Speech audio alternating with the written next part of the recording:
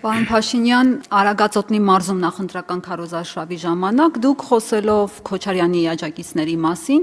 ասացիք կներեք պիտի մեջբերեմ, դրանց սաղին բռնելու եմ շինեմ։ Անկեղծ ասած, զուտ բառապաշարի առումով կարող եմ մոռացած լինել, բայց ես տենց բան եմ ասել, չէ, զուտ իմաստա գուցե կարելի է ինչ որ ասած մեկնաբանել այդպես, բայց ես տենց բառապաշար օգտագործել եմ, հա հենց այդ բառերով։